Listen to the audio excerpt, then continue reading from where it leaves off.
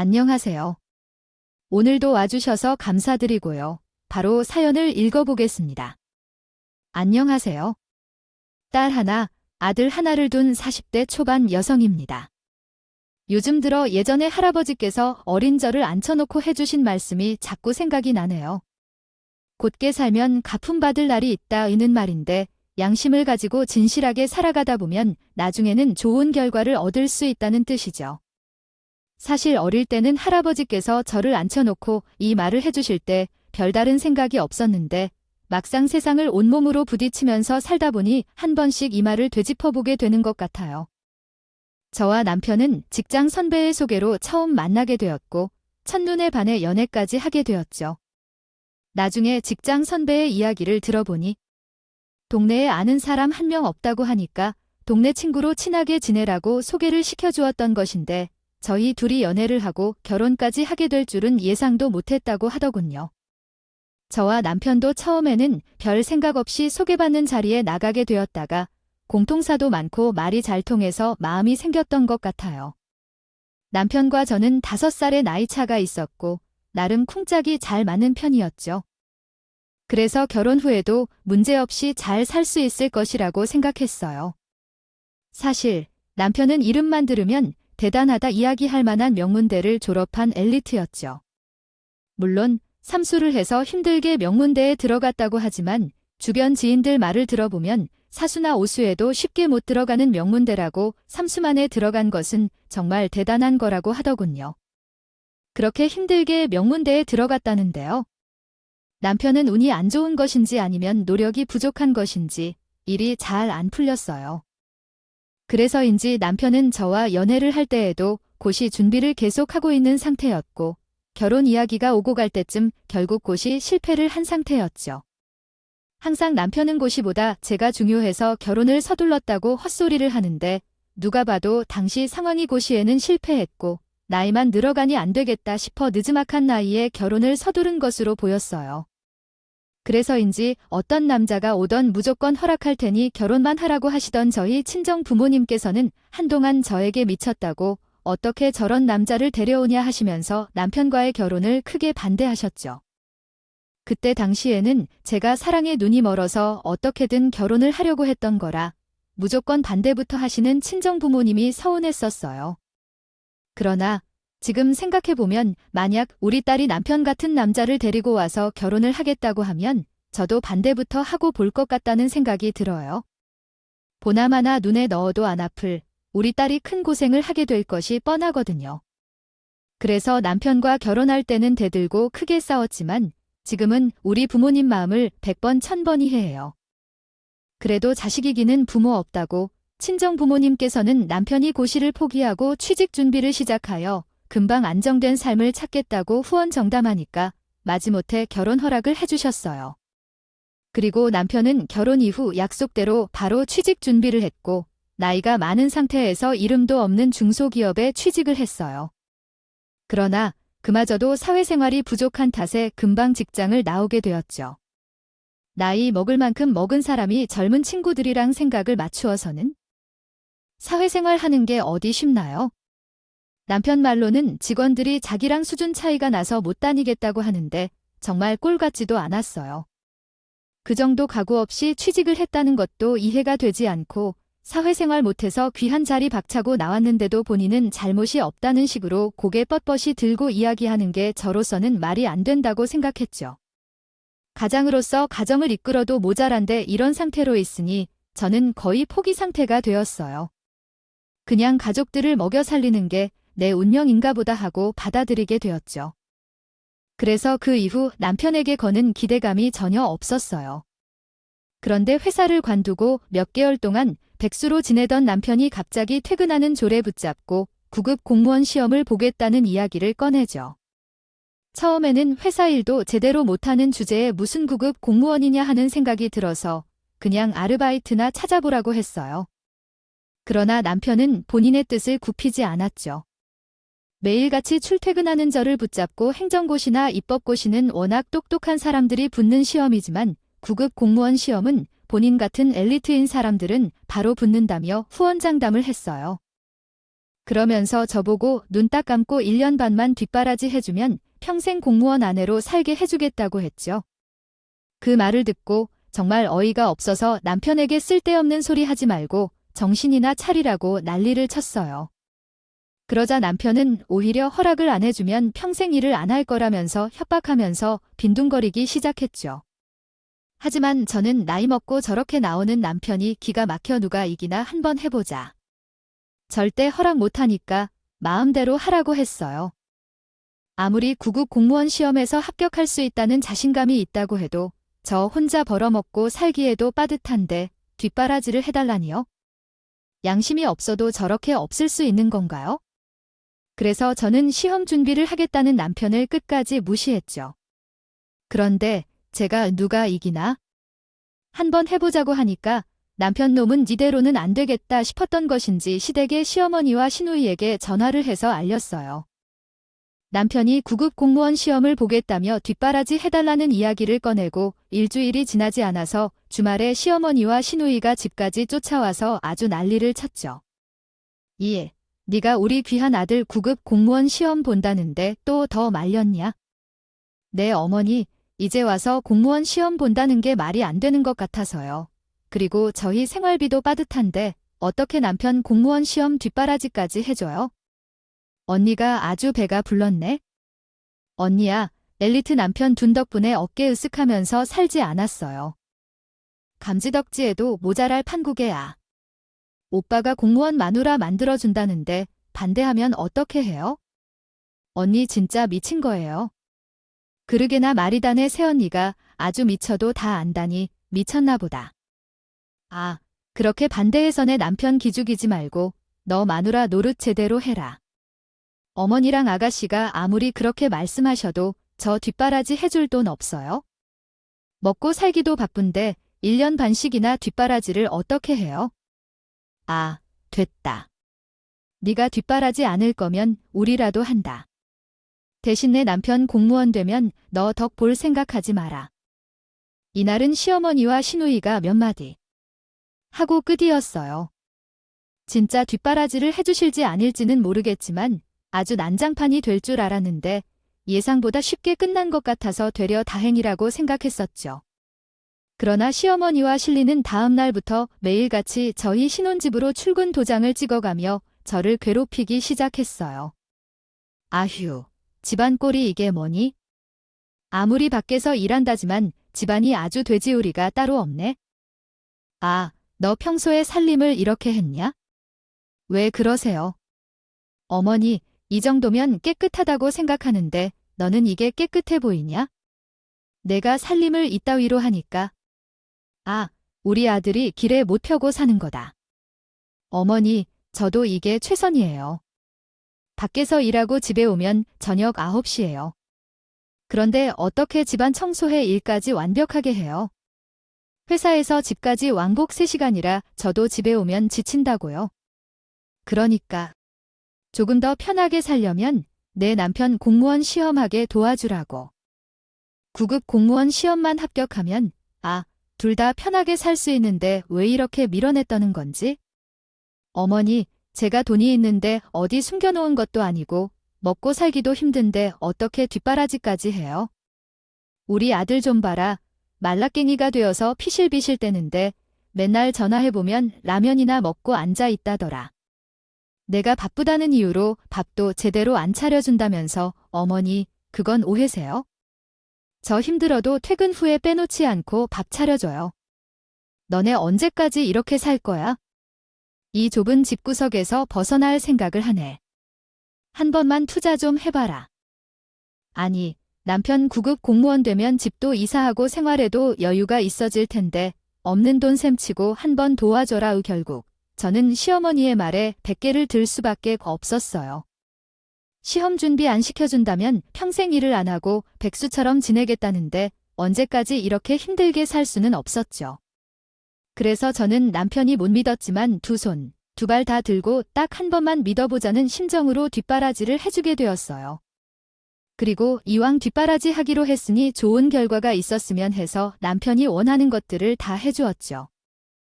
공부를 하면서 체력이 떨어진다고 하면 건강보조식품을 구매해주고 혼자서 공부하는 것이 힘들다고 하면 인터넷 강의나 학원 강의 비용도 다 대주었어요. 고시는 떨어졌어도 남편이 공부를 못하는 사람도 아니고 9급 공무원 시험에는 1년 반 만에 반드시 붙겠지 싶었죠. 그리고 남편이 1년 반 만에 해내겠다고 후원장담하기도 했고요. 또한 학원에서도 꾸준히 모의 시험을 보기도 하니까 궁금한 마음에 어떻게 나왔나 물어보면 성적이 좋은 편이라 학원에서도 놀랐다면서 자랑을 했었죠. 그래서 남편이 9급 공무원 시험을 보던 날까지 기대감이 높았어요. 그러나 막상 1년 반만 뒷바라지 해달라는 남편은 첫 시험에서 떨어지게 되었고 처음 가는 말이 달라져서 두 번째 시험을 다시 준비하겠다고 했죠.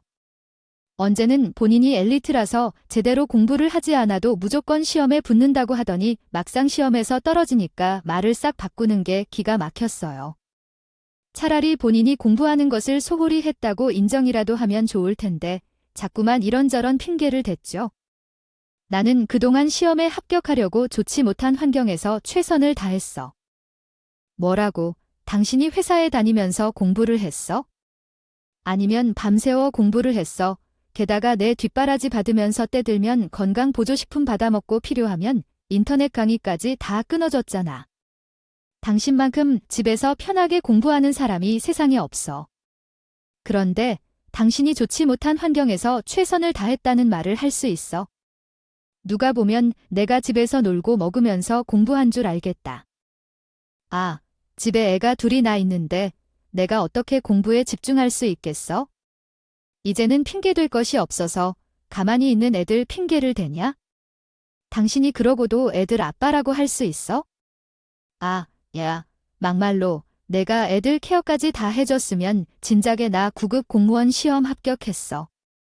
애들이 뭘 어쨌다고 그래? 그리고 그 나이에 애들 낳아놓고 공무원 시험 본다고 했으면 그 정도 각오는 했어야지. 내가 집에서 공부 한번 해봐라. 애들이 집에 오기만 하면 시끄럽게 해서 공부에 집중할 수가 없고 툭하면 애들 밥 챙겨주고 어린이집에서 데리고 오느라 공부할 시간이 없어. 괜히 가만히 있는 애들 핑계대지 마. 정말 공부하는 사람들은 자투리 시간도 활용해서 한다고 하더라. 그리고 당신의 애들을 24시가 내내 보고 있니? 첫째는 집에 오면 학원 갔다가 저녁 늦게 오고 둘째는 집에 오면 알아서 장난감 가지고 노는데 누가 보면 365일 24시간 애들을 보는 줄 알겠다. 몰라. 어찌 되었건 나는 990만 해야겠어. 다시 시험 준비할 테니까 그렇게 알아. 헛소리하지 말고 그냥 취직해. 당신이 본인 입으로 한 번만 뒷바라지 해달라고 했으니까 이번에는 그 약속 무조건 지켜. 어떻게 해서든 9급 공무원 시험을 또 보겠다는. 남편을 저는 끝까지 무시했고 단호하게 취직 준비해서 회사 들어가라고 이야기를 했어요. 물론 저도 남편이 취직도 쉽지 않을 것을 어느 정도 알고 있었죠. 이미 나이가 많은 상황이었고 명문대학교를 나왔다는 것 외에 쓸만한 경력이 없었거든요. 하지만 언제까지 남편이 백수로 집에서 놀기에 놔둘 수는 없었죠. 아이가 크면 클수록 돈이 들어갈 곳이 많잖아요. 그래서 일반적인 회사에 들어가는 것이 아니더라도 나가서 아르바이트라도 했으면 했죠.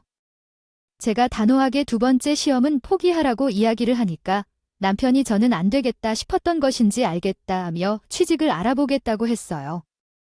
남편의 대답에 시험에 대한 문제는 해결이 되었다고 생각했죠. 그리고 약 한 달이 지난 시점에 남편은 직장에 취직이 되었다고 했어요. 이제 막 개업한 회사지만 가족 같은 분위기라 나름 적응을 할 수 있을 것 같습니다.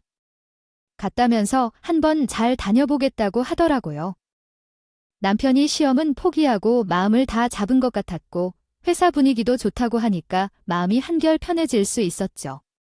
그러나 그런 남편의 철석같이 믿었는데 취직을 했다고 한 지 한 달도 안 되어서 모든 거짓말이 드러나게 되었어요.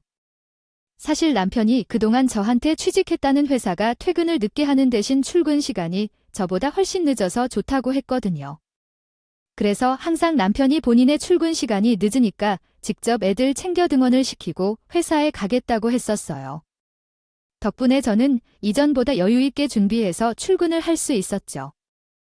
한 번은 제가 회의 때 쓸 서류를 집에 놓고 까먹은 채로 나와서 출근을 해놓고 다시 집에 가게 된다. 적이 있었어요. 그런데 집에 도착해서 올라가려고 하는데 당연히 출근을 하고도 남았을 시간에 남편이 집에서 가방을 메고 밖으로 나오는 거예요. 처음에는 남편이랑 비슷한 사람인가 싶었죠. 하지만 뭔가 이상해서 가까이 다가가서 보니까 남편이었어요. 아무리 생각해도 이상하다는 생각이 들었죠. 회사에 출퇴근하는 사람이 추리닝에 반팔티를 입고 있는 게 말이 안 되잖아요. 아무리 봐도 남편이 수상하다는 생각이 들었어요. 그래서 저는 급하게 회사 팀장님에게 전화를 해서 집에 일이 생겨서 못 들어갈 것 같다고 연차 처리를 부탁드린 후에 남편 뒤를 무작정 쫓아갔어요. 백수 차림을 하고 어딜 그렇게 바빠가나 했더니 도착지가 집 앞에 있는 도서관이었죠. 공부하는 사람도 아니고 지금은 회사원인데 도서관에는 왜 가는 건가 싶었어요. 게다가 회사에 있어야 할 시간대인데 도서관에 가더니 왠지 모를 불안감이 생겼죠. 아무리 나이가 많아 배려를 받는다고 해도 취직을 한 지 한 달도 안 된 사람이 휴가를 자유롭게 쓸 수 있는 건 아닐 거잖아요. 그리고 휴가를 썼으면 집에서 놀고 있어야 할 텐데 분명히 저에게 애들 등원시키고 출근을 하겠다고 했거든요. 아무리 생각해도 이상해서 저는 멀리 떨어져 뭘 하고 있나 봤어요. 그런데 9급 공무원의 꿈을 아직 포기 못했는지 가방에서 문제집을 꺼내더군요.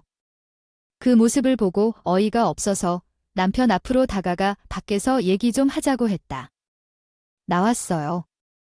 그랬더니 남편이 많이 당황했는지 안절부절 못하다가 급하게 뒤따라 나왔죠. 당신, 지금 뭐야? 회사에 있어야 할 사람이 왜 도서관에 와 있어? 그게 나 오늘 휴가 썼어. 그래. 당신 회사 들어간 지 한 달도 안 됐어. 그런데 휴가를 자유롭게 쓸 수 있다고. 아무리 회사가 갑이라고 해도 요즘 휴가 못 쓰게 하면 큰일 나. 그래. 그럼 당신이 회사에 다니고 있다는 거지? 이제 조만간 월급도 나올 테고 재직증명서도 뗄 수 있겠네. 나는 도저히 당신 말 못 믿겠으니까 내일 당장 재직증명서 떼와. 재직증명서. 그거 우리 회사에서는 나한텐 줄 걸 이제 막 개업한 회사잖아. 사장이 그런 걸 어떻게 알겠어? 재직증명서는 아르바이트생도 발급받을 수 있는데 무슨 소리를 하는 거야?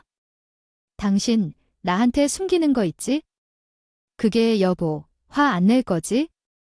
당신 나한테 숨기는 게 있긴 있구나. 왜 또 회사 관뒀니? 한 달도 안 되어서. 사실은 나 지적한 적 없어.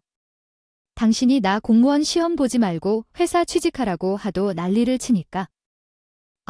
어쩔 수 없었어. 당신 진짜 미쳤구나. 오늘 나한테 안 들켰으면 월급 문제는 어쩌려고 했는데 회사가 망했다고 또 거짓말이라도 칠 쑥셈이었어. 그런데 나 정말 9급 꼭 시험 보고 싶어서 그랬어. 내가 이 나이에 경력도 없이 어떻게 회사에 들어가 일을 하겠어? 이왕 이렇게 들킨 김에 나 한 번만 더 믿었으면 안 될까? 진짜 공부 열심히 해서 이번에는 꼭 시험에 붙을게. 저는 정말 남편이 왜 이렇게까지 공무원에 집착을 하는지 이해를 할 수 없었어요. 하지만 제가 아무리 뜯어 말려도 남편은 될 때까지 시험을 보겠다고 할 것 같았죠. 제가 반대를 하니까 회사에 취직이 되었다고 속이기까지 했는데 그런 사람이 더 큰 거짓말을 못하겠어요. 어차피 회사에 취직이 되기는 쉽지 않을 것 같으니 그냥 한 번 더 기회를 주는 게 마음이 편할 것 같았죠. 그래서 저는 결국 남편에게 딱 한 번만 더 도와줄 테니 이번에는 무조건 붙어서 제발 공무원 좀 더 해보라고 했어요. 그렇게 저의 허락을 받은 남편은 정말 아이처럼 좋아했고 이제 마음 편히 공부를 할 수 있겠다며 고맙다고 했죠. 그런데 며칠 후 식사를 하다가 남편이 집에서는 공부에 집중이 잘 안 된다면서 고시원에 들어가면 안 되겠냐고 말을 꺼냈어요. 처음에는 애들이 어려서 돌아가면서 봐야 하는데 고시원에 들어가면 어떻게 하냐면서 그건 허락 못한다고 했죠. 돈도 없는 주제에 가장 넓고 창문도 있는 비싼 방을 골랐더군요. 기가 막혀서 말이 밖으로 나오지 않았어요. 하지만 남편은 마음에 드는 방을 발견해서 그런지 아주 신이 나 있었고 생활비 통장에서 꺼내 지불하겠다면서 곧바로 짐을 싸서 나겠어요.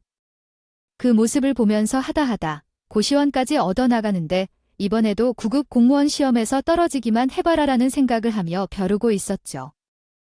그렇게 철없는 남편은 고시원을 얻어나간 채로 저는 5개월 내내 혼자 끙끙대면서 회사를 다니고 애들까지 챙기고 있었어요.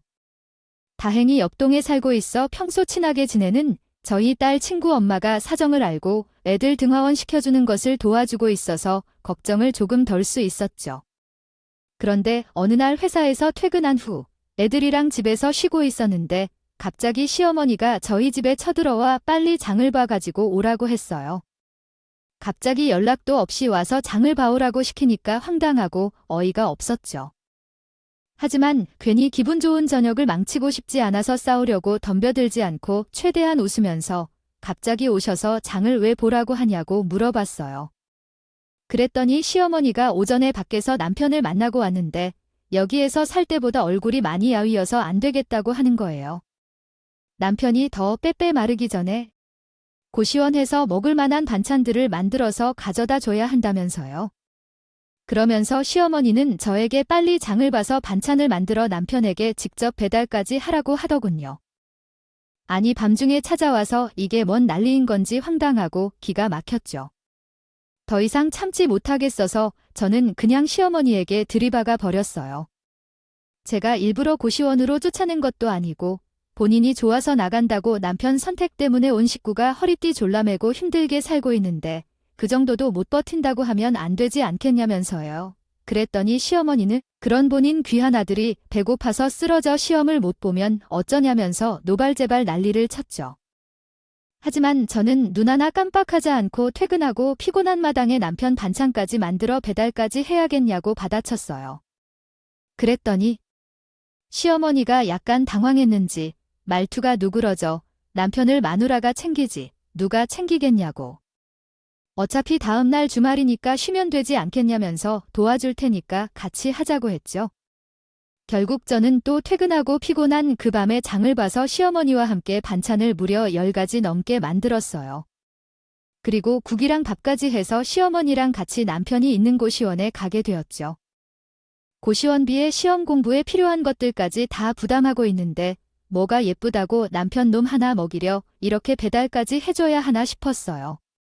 하지만 시어머니 말을 따르지 않으면 주말 내내 피곤하게 시달릴 것이 뻔했기에 그냥 하고 쉬자 생각하고 했죠.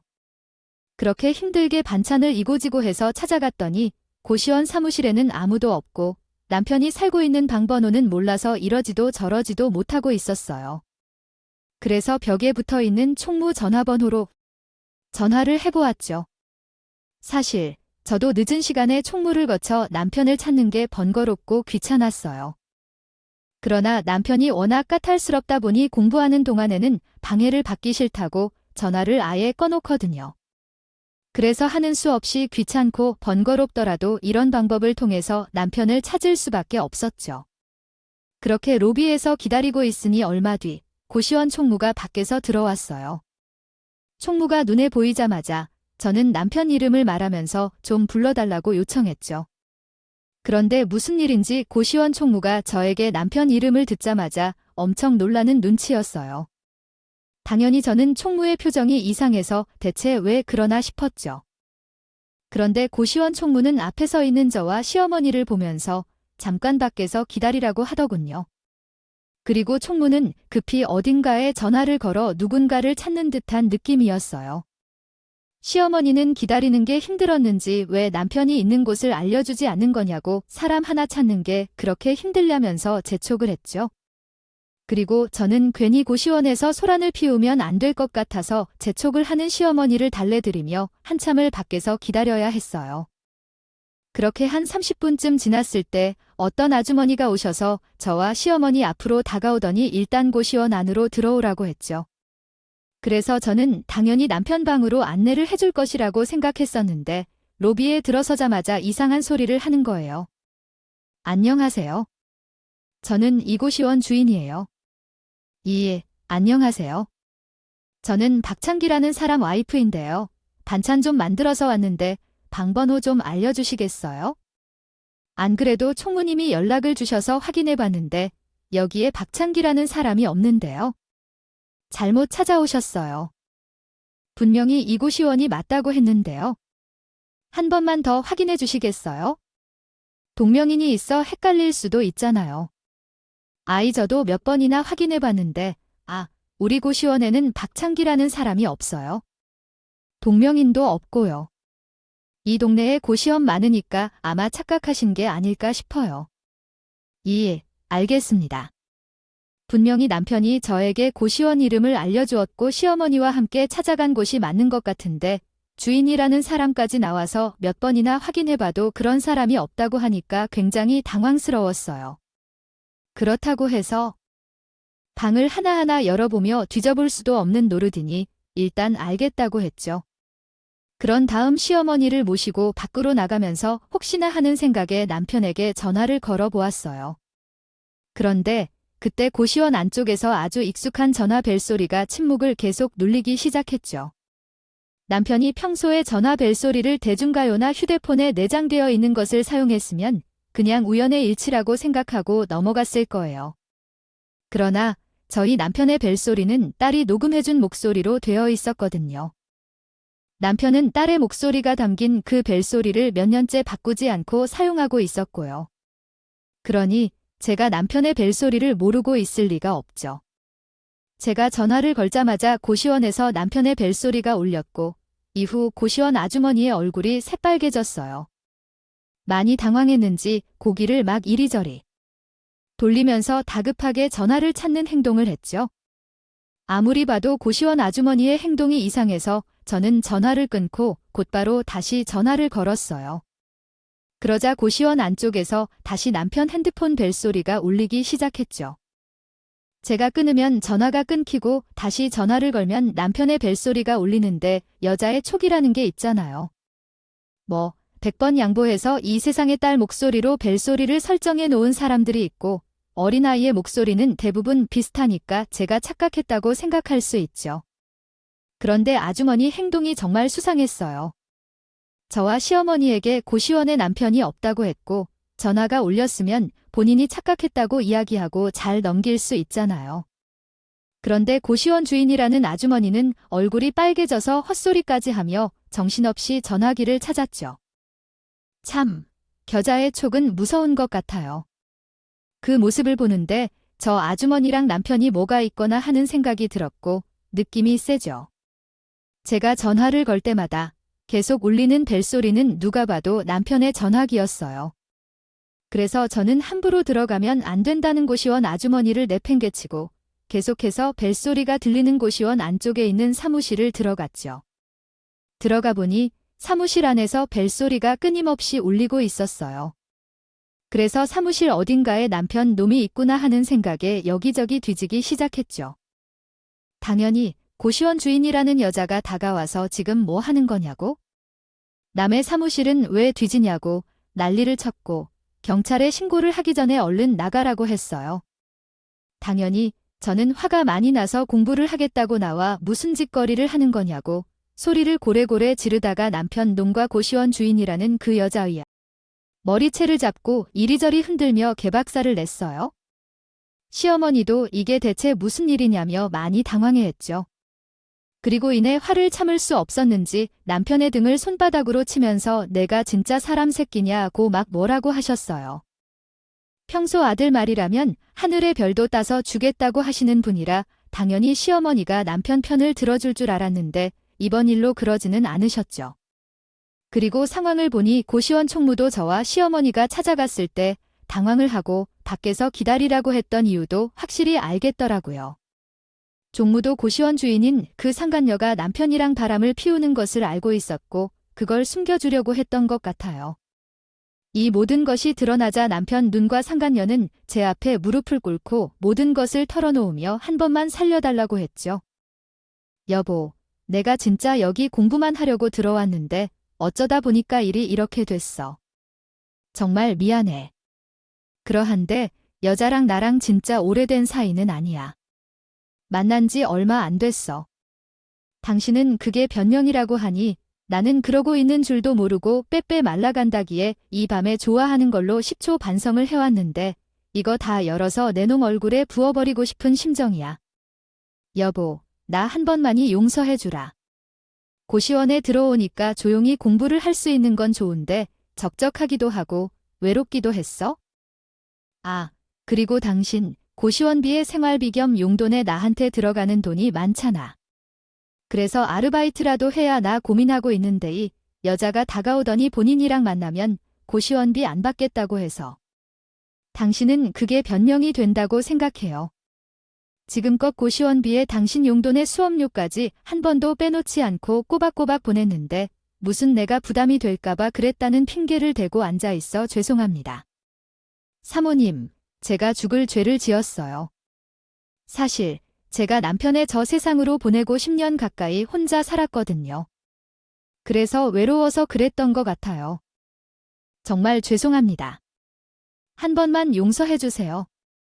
앞으로 다시는 안 만날게요. 당신이 10년 가까이 혼자 살았고 외로워서 만났으니 이해해달라고 하늘에 있는 당신 남편이 이 꼬라지 보며 참조하겠다. 당신들 진짜 미쳤어. 그동안 아무리 미워도 내 남편이고 애들 아빠이니 잘 됐으면 해서 피땀 흘려 뒷바라지는데 그 결과가 고시원 주인이랑 바람이 난 거라니 정말 충격이었죠. 그리고 그동안 최선을 다해 한 내가 바보 같아서 눈물이 났어요. 다른 것도 아니고 바람인데 이거는 넘어갈 수가 없겠다 싶었죠. 그래서 저는 시어머니랑 남편에게 그동안 남편 눈 뒷바라지 하면서 들어간 돈 하나도 빼놓지 말고 내놓으라고 하면서 당장 이혼 준비를 할 테니 그렇게 하려고 통보를 했어요. 그랬더니 남편 놈은 눈이 커져서 본인이 정말 잘못했다고 한 번만 용서해달라고 제 앞에서 두 손 모아 싹싹 빌었죠. 그러나 더 이상 참고 넘어갈 수가 없었던 저는 이번에 무슨 일이 있어도 이혼을 할 거니까 준비를 하라고 했어요. 옆에서 상황을 지켜보고 있던 시어머니는 내 아들이 잘못한 것은 인정하니 이혼까지는 받아들이겠다고 했죠. 하지만 시아버지가 알게 되면 집안이 풍비박산 날 테니 제발 남편이 바람 피운 사실은 알리지 말아달라고 했어요. 그러나 저는 이런 상황에서 시아버지에게 알리지 말아달라고 부탁하는 시어머니가 밉고 남편에게 화가 나풀풀 날 때로 나서 뒤도 돌아보지 않고 곧바로 시댁에 찾아가 모든 이야기를 털어놓았죠. 당연히 남편의 일로 시댁은 풍비박산이 났어요. 시아버지는 열이 받아 남편 놈 호적을 파버린다면서 크게 혼냈고 시어머니도 자식 새끼 잘못 키웠다는 이야기를 들어야 했죠. 그날 저는 시어머니와 남편 놈이 크게 혼나는 모습을 보고 집으로 돌아왔는데 다음 날 남편이 집으로 들어와 눈물과 콧물 다 흘리며 싹싹 빌더군요. 이야기를 들어보니까 시아버지께서 이번 일로 이혼을 하게 되면 호적도 파버리고 가지고 계신 재산을 한 푼도 물려줄 수 없다고 통보했다 해요. 물론 재산이 어마어마하게 많은 것은 아니지만 사실 시아버지는 조그마한 상가 하나와 시댁집을 가지고 계시거든요. 그래서인지 남편은 그동안 본인에게 들어간 돈은 모두 갚을 테니 이 옷만 제발 말아달라고 했죠. 그러나 저는 이혼만 말아달라는 남편을 용서해줄 생각이 없었고 남편 앞에서 미리 알아둔 변호사에게 전화를 해서 이혼 소송을 하겠다고 도와달라고 했어요. 당연히 지금까지 공부하면서 사용한 모든 금액을 청구하고 양육권부터 위자료까지 받아내야겠다고 했죠. 그러자 남편은 제 다리를 붙잡고 한 번만 용서해달라고 매달렸고 저는 그런 남편을 밖으로 내쫓았어요. 이후 시어머니에게도 한 차례 전화가 오기는 왔지만 남자가 이 정도 실수는 할 수 있다면서 한 번만 용서해주라는 헛소리를 하길래 대답 없이 끊어버렸죠. 그렇게 저와 남편 놈의 이혼 소송이 진행되었고 남편이 바람을 피운 데다가 가장으로서 한 일이 전혀 없다 보니 당연히 이혼하는 것으로 결론이 났어요. 덕분에 남편은 지금까지 공부하면서 들어간 모든 금액을 줘야 했고 저에게 양육권도 넘겨주는 물론 위자료까지 물어야 했죠. 재판 결과가 나오자 저는 시아버지로부터 전화 한 통을 받았어요. 시아버지는 저에게 자들놈을 잘못 키워서 제가 그동안 고생이 많았다. 미안하다고 하셨죠.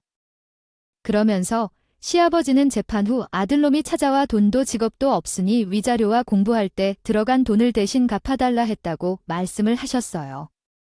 하지만 시아버지는 전 남편이 앞으로 정신을 차리고 살아야 한다는 생각에 거절을 했다고 하면서 전 남편에게 무조건 공부할 때 들어간 돈과 위자료까지 한 푼도 빼놓지 말고 받아내라고 하셨죠. 그러면서 만약 약속된 기한 내에 돈을 안 주면 그때는 본인께서 대신 줄 테니 시댁으로 찾아오던 전화를 하라고 하셨어요.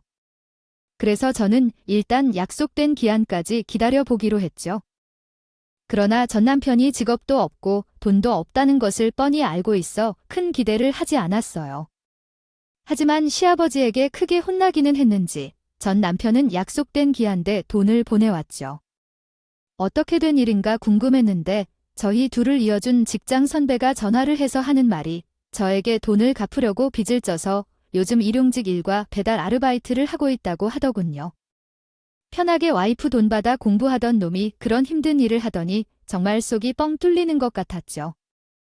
요즘 어떻게 살고 있는지는 모르겠지만 이참에 전 남편이 저에게 한 짓을 두고두고 후회하면서 제대로 된 인간이 되었으면 좋겠네요.